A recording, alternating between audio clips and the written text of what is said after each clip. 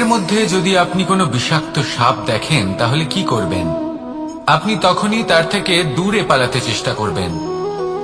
আর এটা কেন করবেন? নিজের রক্ষার্থে। এই কথা আমি নয় মেনে নিলাম, কিন্তু নিজের জীবনে এটা করেন না কেন?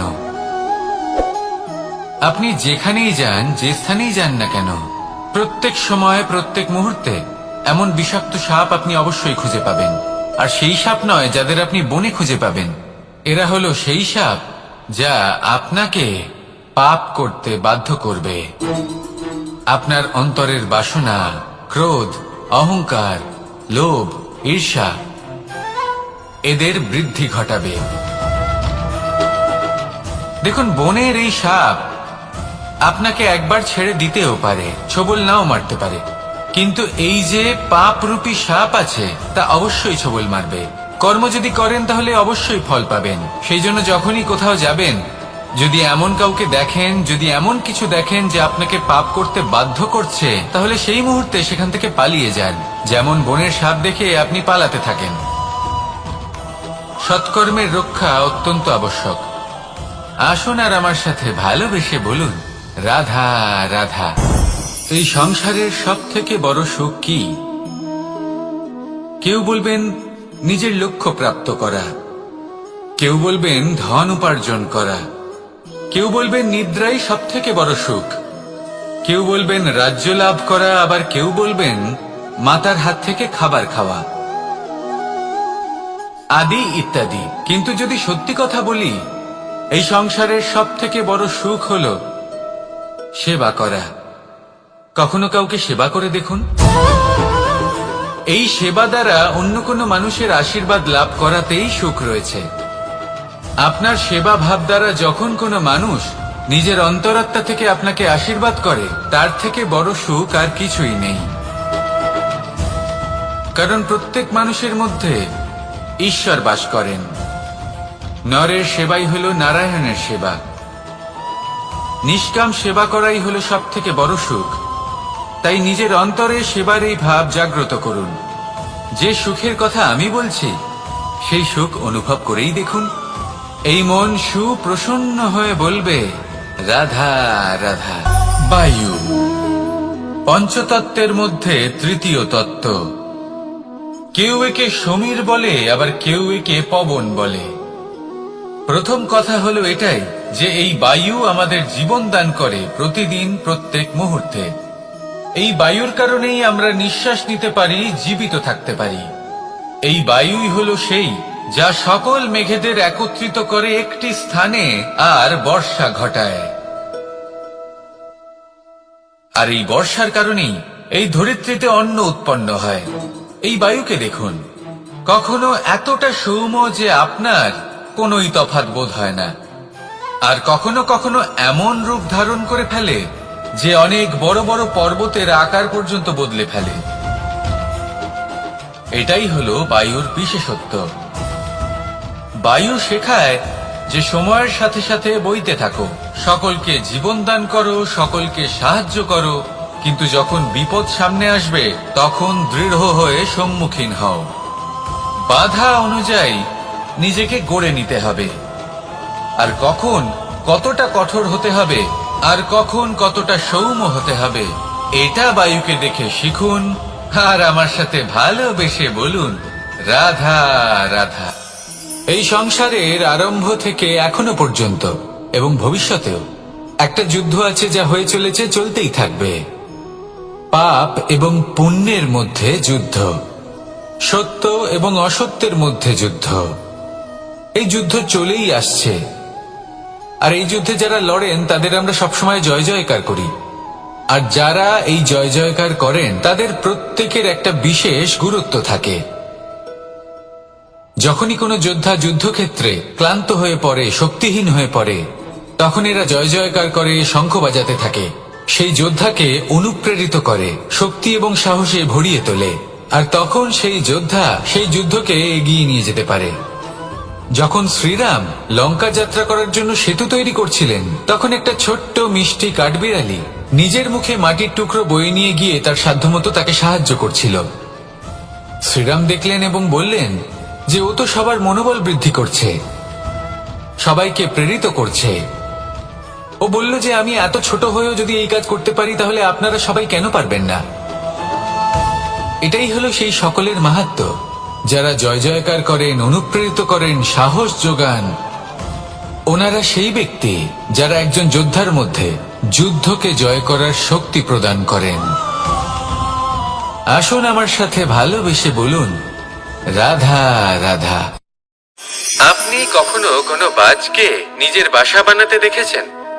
এই বাজ যখনই কোনো বাসা বানায় তখন উঁচু গাছের ডালে বা কোনো পর্বতের শিখরে বাসা বানায়, অনেক উচ্চতায়। আর সেখানে তার সন্তানও জন্মগ্রহণ করে। যখন এই সন্তানেরা জন্মায় তখন এই বাজ খুবই ভালোবেসে এবং খুব সাবধানে এদের পালন পোষণ করে। নিজের ঠোঁট দিয়ে তাদের ঠোঁটে খাবার পরিবেশন করে। কিন্তু যেই সেই সন্তানেরা হৃষ্টপুষ্ট হয়ে যায় এবং সেই কথা বাজ নিজে বুঝতে পেরে যায়, সেই বাজ নিজেই সেই বাসা ছিন্ন ভিন্ন করে দেয়। সেই সন্তান যাদের সবেমাত্র ডানা গজিয়েছে, কিভাবে উঠতে হয় তারা জানে না, সেই সন্তানগুলিকে উচ্চতা থেকে ঠেলে দেয়। সেই সন্তান প্রথমে ভয়ভীত হয়ে যায়। তারা সামনে মৃত্যুকে দেখতে পেয়ে ভয়ের কারণে তাদের ডানা ঝাপটাতে থাকে। আর সেই প্রক্রিয়াতেই সেই সন্তানগুলি উড়তে শুরু করে দেয়। এবার এই ঘটনায় আমরা কি শিক্ষা পেতে পারি? এটাই, যদি আপনি মাতা পিতা হন তাহলে নিজের সন্তানকে অবশ্যই স্নেহ করুন, কিন্তু তাদেরকে নিজের আঁচলের তলায় বেঁধে রাখবেন না। যদি আপনি চান আপনার সন্তান জীবনে উন্নতি করুক, তাহলে নিজের মুঠো থেকে তাদের স্বতন্ত্র করে দিন। এই সংসারে সংঘর্ষ করতে দিন। সেই সন্তান নিজেই বুঝতে পারবে যে জন্মের সময় পাওয়া ডানা কি করে ব্যবহার করতে হয়। আর আপনার চোখের সামনে আপনার সন্তান এই আকাশে উড়তে থাকবে। তাহলে আসুন আমার সাথে ভালোবেসে বলুন, রাধা রাধা। আমার জীবনে পরিচয় হয়েছে অনেক ব্যক্তির সাথে, ভিন্ন ভিন্ন ধরনের মানুষ। এনাদের সাথে আলাপ হয়ে খুব ভালো লেগেছে, অনেক শিক্ষাও লাভ করেছি। আমি তাদের সাথেও আলাপ করেছি যারা অনেক উচ্চ স্তরে পৌঁছে গেছেন, আবার তাদের সাথেও যারা নিজেদের জীবনে বিশেষ কিছু করতে পারেননি। তাদের সাথেও পরিচয় হয়েছে যারা সফল, আবার তাদের সাথেও যারা অসফল। এবার এই সবই একই রকম মনে হয়। এদের মধ্যে পার্থক্য শুধুই মানসিকতার। যখনই কোনো অসফল ব্যক্তির সাথে পরিচয় হয়েছে তখনই দেখেছি তাদের কাছে সবসময় একটা অজুহাত রয়েছে যে কেন তারা সফল হতে পারেননি। কখনো তারা দোষ দিয়ে থাকেন তাদের ভাগ্যকে, তাদের পরিস্থিতিকে, দোষারোপ করতে থাকেন তাদের মাতা পিতাকে, আত্মীয়দের, বন্ধু বান্ধবদের। কোনো না কোনো অজুহাত সবসময় এদের কাছে থাকে যে কেন তারা সফল হতে পারেননি। সেখানেই যখন সফল ব্যক্তির সাথে পরিচয় হয় তাদের কাছে সবসময় একটা কারণ থাকে যে কিভাবে এই সমস্যাগুলির ঊর্ধ্বে উঠে সাফল্য লাভ করা যায়। আর সেই কারণ হলো যে যাই হয়ে যাক না কেন সাফল্য লাভ করতেই হবে। যতই সংঘর্ষ করতে হোক না কেন, যতই সমস্যা আসুক না কেন, সফল আমাদের হতেই হবে। এটাই পার্থক্য মানসিকতার। সত্যি কথা বলতে আপনার আজকের এই মানসিকতা হলো আপনার আগামী ভবিষ্যতের ইমারতের ভিত। এই মানসিকতা যতটা প্রবল হবে, যতটা শুভ হবে, আপনার ভবিষ্যৎ ততটাই বিশাল এবং সুন্দর হবে। তাহলে সমস্যার উপর নয়, সাফল্যের উপর মনোযোগ কেন্দ্রীভূত করুন, জীবনে এগোতে থাকুন আর আমার সাথে ভালোবেসে বলুন, রাধা রাধা। মানুষের জীবনে দুই ধরনের আবেগ থাকে যা চিরকাল তার সাথে বসবাস করে। প্রথম, স্বপ্ন। দ্বিতীয়, অজুহাত। মানুষ হাজার হাজার স্বপ্ন দেখতে পারে। আমাকে এই কাজ করতে হবে, আমাকে ওখানে ঘুরতে যেতে হবে, আমায় জীবনে এই অসম্ভব কাজ বাস্তবায়িত করে দেখাতে হবে, আদি ইত্যাদি। এবার ঠিক যেমন স্বপ্ন দেখেন সেইভাবে অজুহাতও খুঁজে নিয়ে আসেন। আমি এই স্বপ্ন পূরণ করতে পারলাম না, কারণ আমাকে কেউ সাহায্যই করলো না, কারণ আমি দুর্বল হয়ে পড়েছিলাম, কারণ আমার কাছে সময়ই ছিল না, আদি ইত্যাদি। এবার সাফল্য এবং অসফলতার মাঝখানে এই ধরনের সংঘর্ষ হতে থাকে।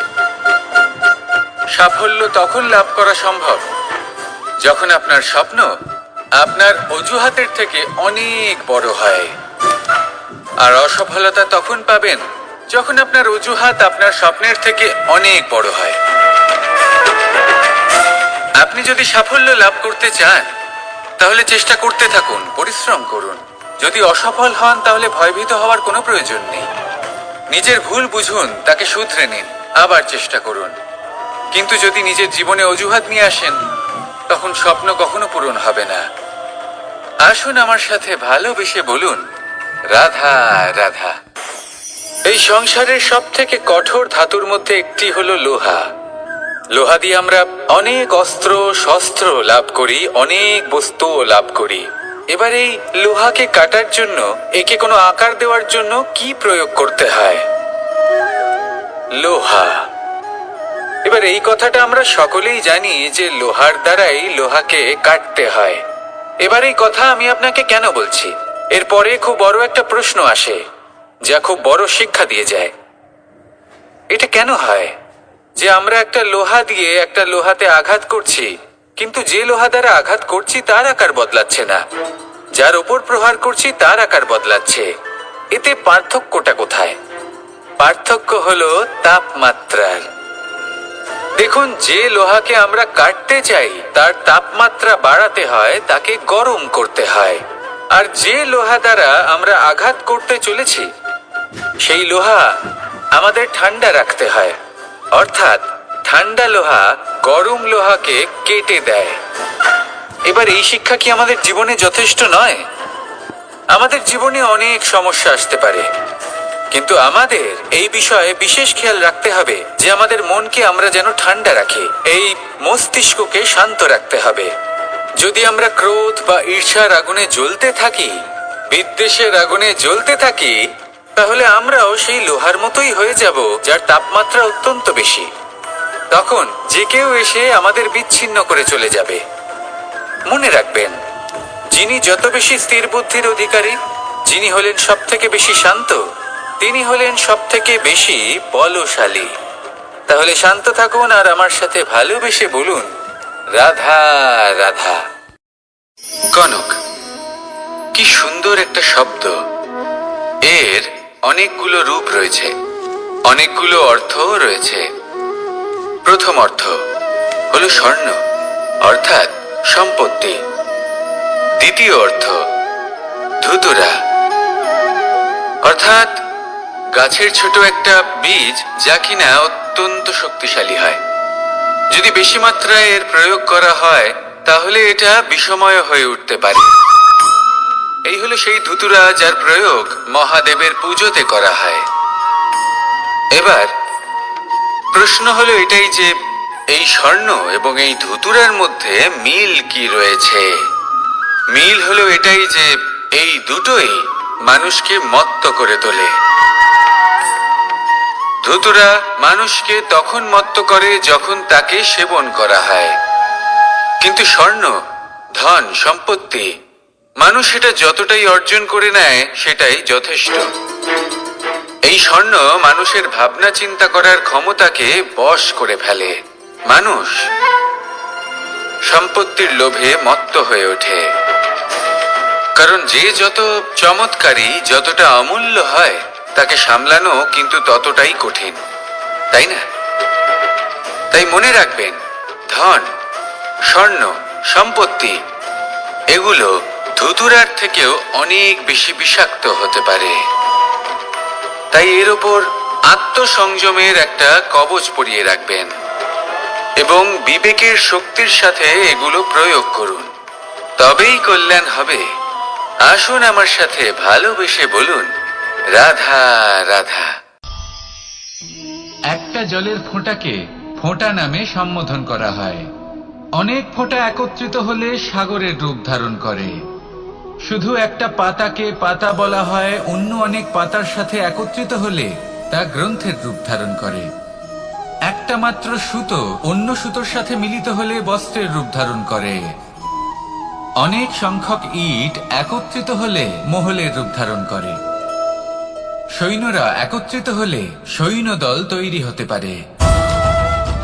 এটা হলো শক্তি সংগঠনের, এটাই হলো শক্তি একতার।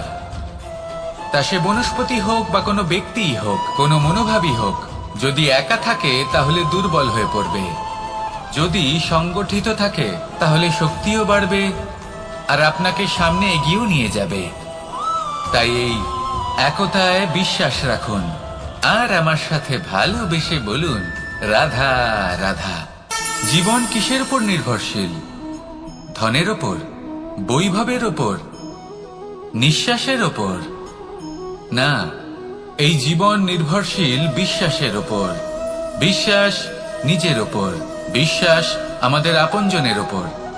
কিন্তু যখন এই বিশ্বাস ভেঙে যায় তখন মানুষের মনও ভেঙে যায় আর তারপর সে অন্য কিছু করতেই পারে না। তখন কি করা যেতে পারে? 3টে কাজ আছে যা আপনি করতে পারেন। প্রথম, ভালোবাসা।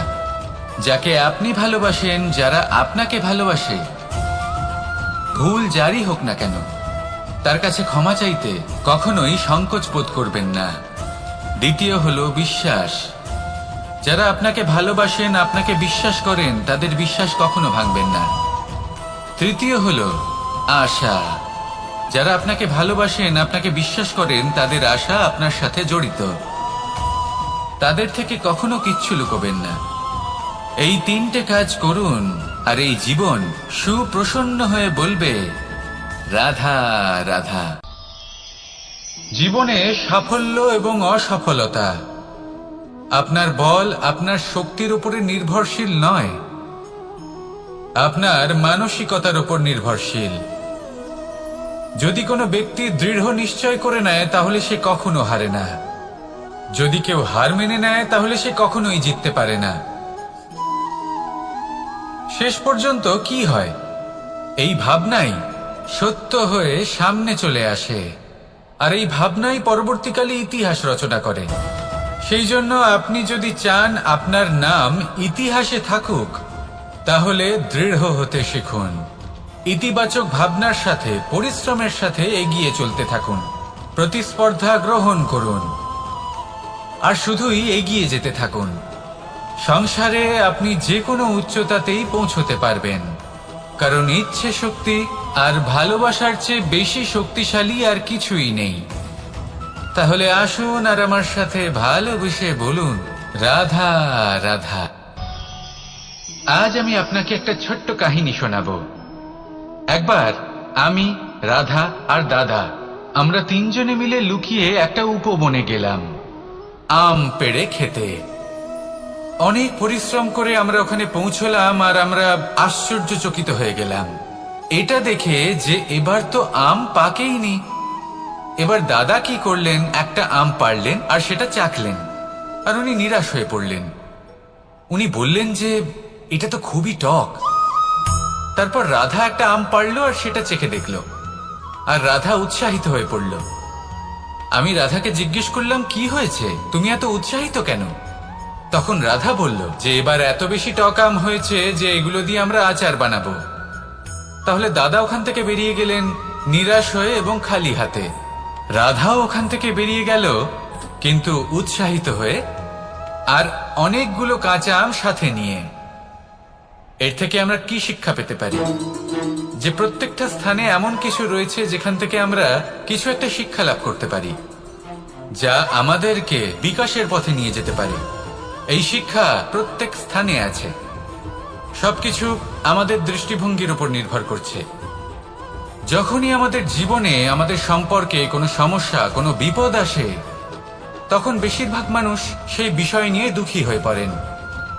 আর কিছু মানুষ এমনও থাকেন যারা শেষ পর্যন্ত তার সমাধান করেন, বিপদকে পরাজিত করেন, সম্পর্কগুলিকে আবার জুড়ে দেন। যদি আপনি সুখের খোঁজ করেন তাহলে আপনি সুখ অবশ্যই পাবেন, প্রসন্নতা অবশ্যই পাবেন। যদি আপনি দুঃখ খোঁজেন তাহলে দুঃখ অবশ্যই পাবেন। এবার আপনি কি খুঁজতে চান, সেই চয়ন আপনারই। আসুন আর আমার সাথে ভালোবেসে বলুন রাধা রাধা। যখন সূর্যের অত্যাধিক তাপের কারণে এই ধরিত্রী শুষ্ক হয়ে যায়, তখন প্রতিবিম্ব আমরা এইভাবে দেখতে পাই। আমরা কোথাও দূরে তাকালে আমাদের মনে হয় সেখানে জল রয়েছে। আমরা যখনই কাছে গিয়ে দেখি তখন দেখি যে সেখানে জলই নেই। তারপর যেই আমরা পেছনে ফিরে তাকাই আমরা দেখি যেখান থেকে আমরা এসেছি সেখানে জল পড়ে রয়েছে। এবার এই যে মরুতৃষ্ণা, তা কিন্তু শুধুই ভূমিতে নয়, আমাদের ভাবনা চিন্তার সাথেও এটাই হয়ে থাকে, অনেক সময় হয়ে থাকে। যে ব্যক্তি জল লাভ করার আশায় বসে থাকে সে কখনোই জল লাভ করতে পারে না, কিন্তু যে ব্যক্তি জল লাভ করার আশায় নিরন্তর পরিশ্রম করতে থাকে, ঘাম ঝরায়, সেই ব্যক্তি কোনো মরুভূমিতেও জল লাভ অবশ্যই করে। জীবনে যদি আমরা বড় কিছু লাভ করতে চাই তাহলে নিরন্তর পরিশ্রম করতেই হবে। পরিশ্রমের এই মনোভাব অত্যন্ত গুরুত্বপূর্ণ। এই মনোভাব আর দৃষ্টিভঙ্গি এ হলো অন্তরের গুণ। রূপ এবং প্রসাধন এগুলি হলো বাহ্যিক আবরণ। যে ব্যক্তি রূপের কারণে আপনাকে ভালোবাসে তা প্রকৃত ভালোবাসা নয়, কিন্তু যে ব্যক্তি আপনার আবেগ এবং মানসিকতার জন্য আপনাকে ভালোবাসে তাই হলো প্রকৃত ভালোবাসা। তাহলে এই কথাটা মনে রাখুন আর আমার সাথে ভালোবেসে বলুন, রাধা রাধা। সিংহকে বনের রাজা বলা হয়। অত্যন্ত শক্তিশালী হয় সে, তার পরিবারও খুব বড় হয়।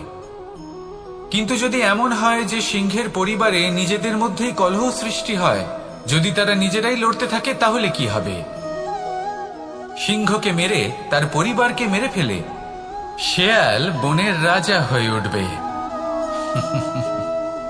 এবার এই কথা শুধুই সিংহের উপর প্রযোজ্য নয়, বরং প্রত্যেকটি ব্যক্তি, প্রত্যেক পরিবার, প্রত্যেক সম্প্রদায়, প্রত্যেক রাজ্যের উপর প্রযোজ্য হতে পারে। পরিবারে যদি মতভেদ বেড়ে যায় তাহলে সেই পরিবার ভেঙে যেতে পারে। ইতিহাস এই বিষয়ের সাক্ষী। যদি সমাজের মানুষ নিজেদের মধ্যেই লড়তে থাকেন তাহলে কেউ রাজা হতে পারেন না, বরং অন্য কেউ সেই কলহের সুযোগ নিয়ে নিজে রাজা হয়ে বসেন। একতার গুরুত্ব বুঝতে শিখুন। ঘুরে ফিরে বিষয়টা এসে দাঁড়াচ্ছে সেই ভালোবাসায়, কারণ ভালোবাসাই হলো সেই যা সকলকে একসাথে বেঁধে তাদের আনন্দে রাখতে পারে। প্রেমের থেকে বেশি শক্তিশালী আর কিছুই নেই। তাই এই প্রেমকে নিজের মনে জাগ্রত করুন, নিজের পরিবারে বর্ষণ করুন, সমাজে বর্ষণ করুন, রাজ্যে বর্ষণ করুন, আর এই ভালোবাসার সাথেই বলুন, রাধা রাধা। বর্ষার ঋতু যখনই আসে আনন্দ এবং উচ্ছ্বাসে মন ভরিয়ে তোলে। কখনো আপনি এটা ভেবে দেখেছেন যে এই বর্ষা যা আমাদের মনকে উচ্ছ্বাসে ভরিয়ে তোলে সে নিজে কতটা পরিশ্রম করার পরে আমাদের কাছে আসে? নদী হোক, সরোবর হোক, সমুদ্র হোক, তাকে সূর্যের তাপ সহ্য করতেই হয়। বাষ্প হয়ে আকাশে উড়ে যেতেই হয়। আকাশে গিয়ে কঠোর শীতলতার সম্মুখীন হতেই হয়। সেই ঠান্ডা সহ্য করতেই হয়। আর তারপর এই বর্ষা আমাদের গায়ে ঝরে পড়ে, কারোর তৃষ্ণা নিবারণ করে, আবার কাউকে আশ্বাস দিয়ে যায়। সেইভাবে জীবনে যদি আমাদের কোনো বড় কাজ করতে হয় তাহলে আমাদের কঠোর এবং নিরন্তর পরিশ্রম করতেই হবে।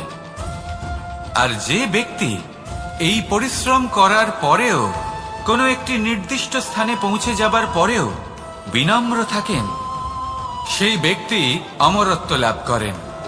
তিনি হলেন সেই ব্যক্তি যাকে সমগ্র সংসার ভালোবাসেন। তাহলে সবসময় মনের মধ্যে বিনম্র ভাব বজায় রাখুন আর আমার সাথে ভালোবেসে বলুন, রাধা রাধা। কোনো এক বস্ত্রে যদি ছোট্ট একটা ছিদ্র উৎপন্ন হয় আর যদি আমরা তার দিকে নজর না দিই তাহলে সময়ের সাথে সমগ্র বস্ত্র ছিঁড়ে যায় আর কোনো কাজে আসে না। যদি কোনো একটা নৌকাতে ছোট্ট একটা ছিদ্র উৎপন্ন হয় তাহলে সময়ের সাথে পুরো নৌকাই জলে ডুবে যায়। লক্ষ্যের দিকে অগ্রসর হওয়ার সময় একটা ছোট্ট ভুল আপনি যদি করে ফেলেন তাহলে আপনাকে তা লক্ষ্যের থেকে দূরে করে দিতে পারে। এমনটা এই সম্পর্কের সাথেও হয়ে থাকে। কোনো একটা ছোট্ট কথা, একটা ছোট্ট মনোমালিন্য যদি সম্পর্কে আসে এবং সেটা না মেটানো হয় তাহলে সেই সমগ্র সম্পর্কটা, অনেক বড় বড় সম্পর্ক ভেঙে যেতে পারে। যদি আপনার সম্পর্কে ছোট্ট একটা ছিদ্র উৎপন্ন হয় তাহলে প্রেমের সূচ আর স্নেহের সুতো দ্বারা সেলাই করে ফেলুন, যাতে আপনার এই সম্পর্ক অটুট থাকে এবং প্রেম দ্বারা পরিপূর্ণ থাকে। আসুন আমার সাথে ভালোবেসে বলুন, রাধা রাধা। বর্ষা, কখনো অনুভব করে দেখেছেন এই বর্ষা? আকাশ থেকে বর্ষার ফোঁটা ঝরে পড়ে, মিষ্টি ফোঁটা, শীতল ফোঁটা, মনকে পবিত্র করে তোলে, ধরিত্রীর তৃষ্ণা নিবারণ করে, আশপাশটা সবুজে ভরিয়ে তোলে। এবার এই রকম জল আমরা কুয়ো থেকেও পেতে পারি। যদি আমরা ভেবে দেখি যে বর্ষা এবং কুয়োর জলের মধ্যে পার্থক্য কি, তবে পার্থক্য আছে। পার্থক্য হলো ভাগ্য এবং কর্মের। বর্ষা হলো ভাগ্য। প্রকৃতির যখন ইচ্ছে হবে তখন বর্ষা হবে, কিন্তু কুয়ো আমরা এমনি এমনি পাই না। কর্ম এবং পরিশ্রমের দ্বারা একে প্রাপ্ত করতে হয়। এই ধরিত্রীকে খুঁড়তে হয়, অনেক ঘাম ঝরাতে হয়, তবেই আমরা একটা কুয়ো প্রাপ্ত করতে পারি। এবার এই বর্ষা, এটা সারা বছর হয় না, কিন্তু কুয়ো এটা বছরের পর বছর আমাদের তৃষ্ণা নিবারণ করে। এবার এর থেকে আমরা কি শিক্ষা লাভ করি? এটাই যে আপনি ভাগ্যের উপর বিশ্বাস রাখুন, কিন্তু নিজের কর্মের উপর আস্থা রাখুন। কারণ কর্ম এবং পরিশ্রম আপনাকে এই সংসারের যে কোনো শিখরে পৌঁছে দিতে পারে। তাহলে নিরন্তর প্রয়াস করুন, কর্ম করুন, আর আমার সাথে ভালোবেসে বলুন, রাধা রাধা। ইচ্ছে বড়ই বিচিত্র জিনিস। এই ইচ্ছে যদি তা পূর্ণ না হয় তাহলে তা ক্রোধকে জন্ম দেয়, যদি তা পূর্ণ হয় তাহলে লোভকে জন্ম দেয়, যদি সময়ের মধ্যে পূর্ণ না হয় তাহলে শোককে জন্ম দেয়, আর যদি সময়ের পূর্বেই পূর্ণ হয়ে যায় তাহলে অহংকারকে জন্ম দেয়। সকলের ইচ্ছে থাকে, আপনারও অবশ্যই থাকবে, তা অবশ্যই পূরণ করবেন। কিন্তু একটা কথা মনে রাখবেন, আপনার এই জীবন এটা কোনোভাবেই আপনার ইচ্ছে পূরণ করার মাধ্যম নয়। এ হলো ধৈর্য সাধনের এক মাধ্যম, নিয়ন্ত্রণ করার এক মাধ্যম। নিয়ন্ত্রণ নিজের কামনার ওপর, নিজের ইচ্ছের ওপর, নিজের আবেগের ওপর। কারণ ইচ্ছে এটা হলো সেই অশ্বের মতো যা একবার লাগাম ছাড়া হয়ে গেলে আপনার হাত থেকে যদি এই লাগাম বেরিয়ে যায় তাহলে তা আপনাকে সোজা বিনাশের পথে নিয়ে যেতে পারে। কিন্তু যদি আপনি একে নিয়ন্ত্রণ করতে পারেন তাহলে এটা আপনাকে সাফল্যের শিখরে অবশ্যই পৌঁছে দিতে পারে। তাহলে ইচ্ছেগুলিকে নিয়ন্ত্রণ করুন আর আমার সাথে ভালোবেসে বলুন, রাধা রাধা। আমরা আনন্দ লাভের জন্য ভালোবাসি মা বাবাকে, ভাই বোনকে, পরিবার পরিজনকে, বন্ধুকে, প্রেমিকাকে। আমরা চাই যে সকলে যেন আপন হয়ে থাকেন, আমাদের কাছে থাকেন। কিন্তু মানুষের একটা প্রবৃত্তি আছে যে তিনি যা লাভ করে ফেলেন তার মূল্য তিনি বুঝতেই পারেন না। যদি আপনার বাড়ির কাছে একটা মিষ্টি জলের সরোবর থাকে বা সুন্দর নদী থাকে তাহলে জলের গুরুত্বটা কি আপনি তা বুঝতেই পারবেন না। সেইখানে আপনি যদি কোনো একটা মরুভূমিতে যান আপনি অনুভব করতে পারবেন যে এক একটা ফোঁটা জলের কি গুরুত্ব, তার মূল্য কি। সুখের মুহূর্তে যদি আপনজনদের মনে রাখেন তবে দুঃখের মুহূর্ত নিজে থেকেই দূরে সরে যাবে। ভালোবাসা এবং তার সাথে স্মরণ করা, এটাই তো হলো জীবনের এবং ভালোবাসার আসল মূল্য। আসুন আর আমার সাথে ভালোবেসে বলুন, রাধা রাধা। ধন মানুষের জীবনের সবথেকে বড় প্রয়োজনীয়তা, সেই অস্ত্র যার দ্বারা মানুষের জীবনের অনেক সংকট দূর করে দেওয়া যেতে পারে, সেই মাধ্যম যার দ্বারা সংসারের সমস্ত জাগতিক সুখ স্বাচ্ছন্দ্য লাভ করা যেতে পারে। কিন্তু ধনের দ্বারা আমরা সবকিছু লাভ করতে পারি না। জাগতিক স্বাচ্ছন্দ্য আমরা লাভ করতে পারি কিন্তু সুখ লাভ করতে পারবো না। সুখের উপকরণ আমরা লাভ করতে পারি কিন্তু সুখের অনুভূতি লাভ করতে পারবো না। আনন্দ, সন্তোষ, প্রসন্নতা এগুলো ধন দ্বারা লাভ করা যায় না। কিন্তু হ্যাঁ, আনন্দ, সন্তোষ আর প্রসন্নতার সাথে যদি কোনো কাজ করেন তাহলে অবশ্যই ধন লাভ করবেন। তাহলে আসুন আর এই প্রসন্নতার সাথে বলুন, রাধা রাধা। মানুষ শুধুমাত্র দুই ধরনের ব্যক্তির সামনেই নত হন, একজন হলেন তিনি যাকে তিনি সম্মান করেন, আর আরেকজন যাকে তিনি ভয় পান। এবার কোনো ব্যক্তি যদি আপনার সামনে নত হন, তাহলে তার পেছনের কারণ কি? আপনার প্রতি সম্মান নাকি আপনার প্রতি ভয়? সেটা আপনাকেই বুঝতে হবে। যদি আপনি এমন মনে করেন যে তাতে কি যায় আসে, ভয় হোক বা সম্মান, কেউ আমার সামনে নত তো হচ্ছেন, যদি এটা আপনার চিন্তা ভাবনা হয়, তাহলে আপনাকে মনে করিয়ে দিই, এই সময় বদলাতে বেশি সময় লাগে না। আজ যে ব্যক্তি আপনাকে দেখে ভয় পাচ্ছে, কাল এই ভয়ের সমাপ্তিও ঘটতে পারে। আবার এমনও হতে পারে যে তার কাছে অত্যধিক শক্তি চলে এলো। অনেক কিছুই হতে পারে। তাই মনে রাখবেন, যে মাথা ভয়ের কারণে নত হয় তা সময় এলে সবার আগে বিরোধিতা করতে পারে, আর যে মাথা সম্মানের কারণে নত হয়, আপনার জন্য নিজের শিরচ্ছেদও সে করতে পারে। তাই সকলকে আপন করে নিন, কিন্তু ভয় প্রয়োগ করে নয়। কর্ম করুন এবং সম্মান অর্জন করুন। শুধু এটাই করুন আর আমার সাথে ভালোবেসে বলুন, রাধা রাধা। আমাদের জীবনে গুরুজনেরা, জ্ঞানী মানুষজন সবসময় একটা কথা বলেন, ধৈর্য ধরো। শুধুমাত্র দুটো শব্দ, কিন্তু কতটা বিশাল সেটা বোঝার চেষ্টা করুন। ছোট একটা অস্ত্র হাতে নিন এবং একটা বিশাল পর্বতে নিরন্তর প্রহার করতে থাকুন। ধৈর্য ধরে সেই কাজ করতে থাকুন। এমন একদিন আসবে, এই বিশাল পর্বতে আপনি একটা পথ তৈরি করবেন। কোনো ধনুর্ধর যখন নিজের বিদ্যা অর্জন করেন, তখন তাকেও ধৈর্য ধরতে হয়, তার নিজেকে সময় দিতে হয়, তবেই সে ধনুর্বিদ্যা শিখতে পারে। সেইভাবে আমাদের জীবনেও ধৈর্য ধরার খুব প্রয়োজন। পরিবারে ধৈর্য রাখতে পারলে তাহলে আস্তে আস্তে দেখবেন প্রেম বৃদ্ধি পাচ্ছে। সমাজে যদি ধৈর্য রাখতে পারেন, তাহলে আস্তে আস্তে এই সমাজ আপনাকে সম্মান করবে। যদি নিজের জীবনে ধৈর্য রাখতে পারেন, তাহলে নিজে থেকেই আত্মবিশ্বাস বাড়বে, নিজের বিকাশ হবে। জীবনে সবই সম্ভব যদি ধৈর্য রাখতে পারেন। হয়তো আস্তে আস্তে হবে, কিন্তু হবে অবশ্যই। শুধু ধৈর্য রাখুন, কারণ ধৈর্যই সব থেকে বড় পুঁজি। আসুন আর আমার সাথে ভালোবেসে বলুন, রাধা রাধা। কোনো এক সময়ের ঘটনা এটা। মা এবং বাবা হাটে গিয়েছিলেন। তখন আমি আর দাদা গিয়েছিলাম গরু চড়াতে। আমরা বাড়ি ফিরে এলাম, আর মা সেই সময় একটা কাজ করতেন।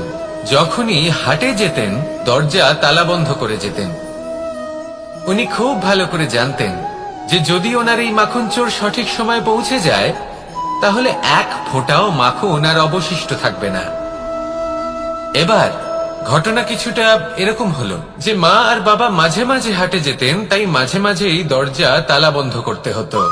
যখন মা আর বাবা ফিরে এলেন, তখন বাবা ভুলে গিয়েছিলেন যে এই চাবির গোছা থেকে ঠিক কোন চাবিটা দরজার তালা খোলার জন্য উপযোগী। উনি চেষ্টা করতে শুরু করে দিলেন। একটার পর একটা চাবি দিয়ে উনি চেষ্টা করতে থাকলেন, কিন্তু সেই দরজার তালা তো খুলতেই চাইছিল না। ওনার মাথা থেকে ঘাম পড়তে শুরু করলো। তখন মা বললেন যে তালা ভেঙে দেওয়া যাক। মা চলে গেলেন, আর বাবা বললেন, না না দাঁড়াও, আর কিছু চাবি বাকি আছে, এটা হয়তো খুলতে পারবো। মা হাতুড়ি নিয়ে চলে এলেন সেই তালা ভাঙার জন্য, আর তখনই বাবা শেষ চাবিটা প্রয়োগ করলেন, আর দরজার তালা খুলে গেল। যদি উনি চেষ্টা না করতেন, তাহলে এই তালাটাও ভেঙে যেত আর চাবিটাও নষ্ট হয়ে যেত, ঠিক কিনা? এবার এই ঘটনাটা আমি দেখেছিলাম, আর আমার মনে হলো যে কখনো কখনো এই চাবির গোছার মধ্যে থেকে শেষ চাবিটাও কিন্তু জীবনের দরজা খুলে দিতে পারে। সেজন্য আপনি যদি জীবনে সাফল্য লাভ করতে চেষ্টা করেন, নিজের লক্ষ্যে পৌঁছতে চান, তাহলে হার মানবেন না। হয়তো দেখবেন আপনার পরবর্তী প্রচেষ্টা বা এই অন্তিম প্রচেষ্টা আপনাকে সাফল্যের পথে নিয়ে গেল। তাই নিরন্তর প্রচেষ্টা করতে থাকুন, জীবনে সাফল্য লাভ করুন, আর আমার সাথে ভালোবেসে বলুন, রাধা রাধা। কোকিলের ডাক শুনে আমার মন প্রফুল্ল হয়ে ওঠে। কোকিল হলো আমার অত্যন্ত প্রিয়। এরকমই আরো একটা পাখি আছে, কাক।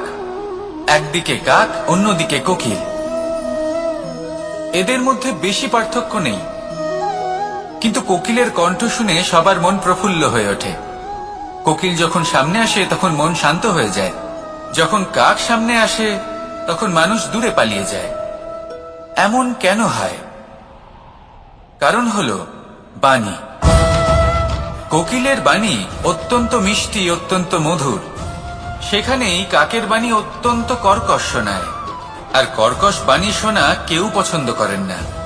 আপনি নিজেকে জিজ্ঞেস করুন, কোনো ব্যক্তি আপনার সাথে কথা বললে তার বাণী মধুর হলে আপনার ভালো লাগে, আর যদি কর্কশ হয় তার থেকে দূরে চলে যেতে ইচ্ছে করে। তাই নিজের বাণীও এইভাবেই মধুর রাখুন, মিষ্টি রাখুন। এ আমারও খুব প্রিয়। আর এটা তখন হয় যখন মনে প্রেম থাকে। মনের মধ্যে প্রেম জাগ্রত করুন, বাণী নিজে থেকেই মধুর হয়ে যাবে। আর কৃষ্ণ নিজে থেকে আপনার কাছে আসবে আর আপনার সাথে বলবে, কি রাধা রাধা। যখন সূর্যের অত্যাধিক তাপের কারণে এই ধরিত্রী শুষ্ক হয়ে যায়, তখন প্রতিবিম্ব আমরা এইভাবে দেখতে পাই। আমরা কোথাও দূরে তাকালে আমাদের মনে হয় সেখানে জল রয়েছে। আমরা যখনই কাছে গিয়ে দেখি তখন দেখি যে সেখানে জলই নেই। তারপর যেই আমরা পেছনে ফিরে তাকাই, আমরা দেখি যেখান থেকে আমরা এসেছি সেখানে জল পড়ে রয়েছে। এবার এই যে মরুতৃষ্ণা, তা কিন্তু শুধুই ভূমিতে নয়, আমাদের ভাবনা চিন্তার সাথেও এটাই হয়ে থাকে, অনেক সময় হয়ে থাকে। যে ব্যক্তি জল লাভ করার আশায় বসে থাকে সে কখনোই জল লাভ করতে পারে না। কিন্তু যে ব্যক্তি জল লাভ করার আশায় নিরন্তর পরিশ্রম করতে থাকে, ঘাম ঝরায়, সেই ব্যক্তি কোনো মরুভূমিতেও জল লাভ অবশ্যই করে। জীবনে যদি আমরা বড় কিছু লাভ করতে চাই তাহলে নিরন্তর পরিশ্রম করতেই হবে। পরিশ্রমের এই মনোভাব অত্যন্ত গুরুত্বপূর্ণ। এই মনোভাব আর দৃষ্টিভঙ্গি এ হলো অন্তরের গুণ। রূপ এবং প্রসাধন এগুলি হলো বাহ্যিক আবরণ। যে ব্যক্তি রূপের কারণে আপনাকে ভালোবাসে তা প্রকৃত ভালোবাসা নয়। কিন্তু যে ব্যক্তি আপনার আবেগ এবং মানসিকতার জন্য আপনাকে ভালোবাসে তাই হলো প্রকৃত ভালোবাসা। তাহলে এই কথাটা মনে রাখুন আর আমার সাথে ভালোবেসে বলুন, রাধা রাধা। আমার অনেকগুলো নাম আছে আর তাদের মধ্যে একটি হলো যুদ্ধ বিমুখ। এই কথা আপনারা সবাই জানেন। দাদাও আমাকে বলেছেন যে তুমি এরকম কিভাবে যুদ্ধক্ষেত্র থেকে মুখ ঘুরিয়ে পালাতে পারো কানাই। দেখুন, যেটা সময়ের দাবি ছিল আমি সেটাই করেছি। যদি আমি রণভূমি ত্যাগ করে না পালাতাম তাহলে কে জানে কত সৈনিক নিজেদের প্রাণ হারাতেন, কে জানে কতগুলি পরিবার নিজেদের বাঁচার আশা হারাতেন, কে বলতে পারে হয়তো কত প্রাণী এই সংসার ত্যাগ করতেন। আর তাই কখনো কখনো যুদ্ধ বিমুখ হওয়াই শ্রেয়। কখনো জীবনের ক্ষেত্রেও এটা প্রযোজ্য। যদি দূরে চলে গেলে আপনার সম্ভাবনা বৃদ্ধি পায় তাহলে দূরে চলে যান। দূরে চলে যান সেই সকল ব্যক্তিদের থেকে যারা কথায় কথায় আপনাকে অপমান করেন, আপনার নিন্দা করেন, আপনাকে বাধা দেওয়ার চেষ্টা করেন, আপনাকে ছোট করেন। কারণ তাদের সাথে থেকে, সেই সকল ব্যক্তিদের সাথে থাকলে যারা আপনার মূল্য বোঝেন না, আপনি নিজের আত্মসম্মান, নিজের আত্মবিশ্বাস, নিজের ব্যক্তিত্বকে নত করে ফেলবেন। দূরে চলে যান সেই সকল সংঘর্ষ থেকে, সেই সকল পরিস্থিতি থেকে যাদের সম্মুখীন হয়ে আপনি কোনো পরিণামেই পৌঁছতে পারবেন না। যদি আপনি এইভাবে যুদ্ধ বিমুখ হয়ে উঠতে পারেন, যদি এই প্রবৃত্তি আপনি নিজের মধ্যে জাগ্রত করতে পারেন, তাহলে আপনার সামনে সেই যুদ্ধ চলে আসবে যাতে বিজয় লাভ করে আপনি নিজের অস্তিত্ব খুঁজে পাবেন। আর সেটাই হলো সবথেকে বড় জয়লাভ। আসুন আমার সাথে ভালোবেসে বলুন, রাধা রাধা।